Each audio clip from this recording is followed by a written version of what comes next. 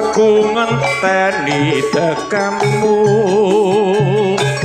kaya ngenteni mudune wahyu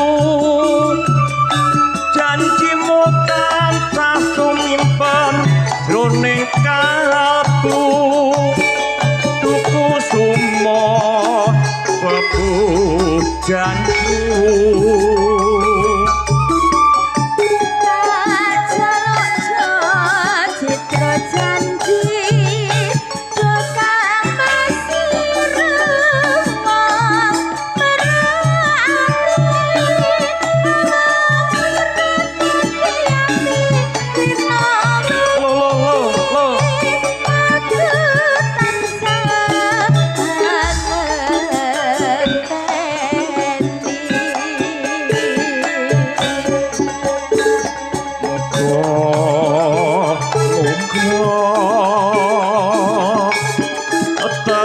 kepotan sahut mandir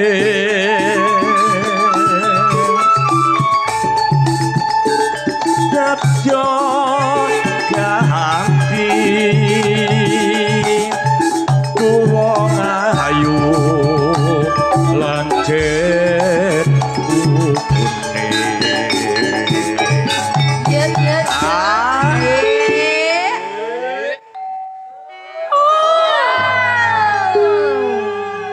langkah mangenteni kagem panjenengan sami ingkang sami rawuh wonten gimle panggenan khususipun menika Limas nggih Mas Jolompong nggih ngatos-ngatos lho nggih niku wingkinge anu kali cilik engko sanoke luwali lali ngene guyu-guyu mundur-mundur maklung ngono kadung nerokne jaranan ngono ya ayo nyirek-nyirek ngono hati-hati lho nggih Bu menawi saged radi maju mawon mboten napa-napa Bu Pak tasik biar nih Pak sak to ngarepe iki ya ora ning apa-apane lho Mbah iki kaya ora berkate ngono biar ngono mangga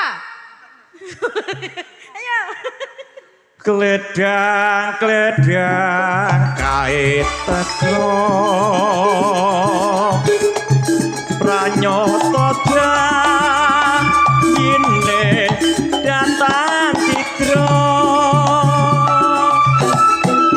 alang-alang walau iso hak umpama ojo lali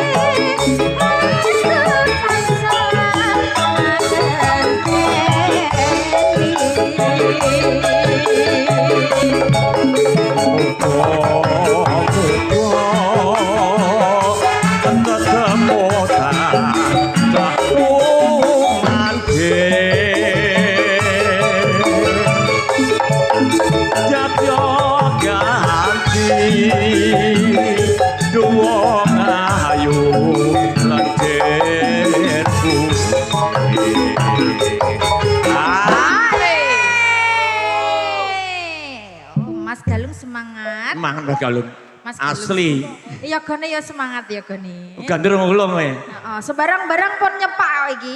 Pramila sami Sampun menika nyepak. panjenenganipun badhe ngersakaken campursari siap menika gandrung ulungipun. Siap. Nggih, iki Jaranan nggih wonten. Penak lengkap. apa enek? Maksudku ngene, Apa? gandrung ulung dalam mati campursari diselingi jaranan nggih saged. Saged. Mboten melulu jaranan mboten napa. Diseringi tiban ya iso. Ngono ya. Ah iya pangke enek. Diselingi sampean maca edan ya kena. Aku tergila-gila loh karo dirimu. Wah, iki maksane apa, Mbah? Lha kowe malih ayu ngono to nggih. Ya Allah, masata ya Allah sangun endi. Tak sangoni bodoh ya. Iya, matur suwun nampane. Ini maksane apa? Anggara. Oh, Anggara. Audio Matur system. suwun Iya. Mas Wahyu sing joki. Diterusne, Mbah. Kledang kae teko pranyoto jayinde datang jidro kelang alet wawa bisa tak umpo-umpo ojo lali kale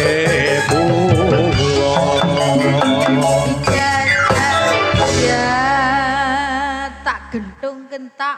Direng, gitu. Entung dentak dentung. Entung dentak dentung. Sampun siap Pak Pi? Wis lho. Sampun nggih. Nggih. Makaten 8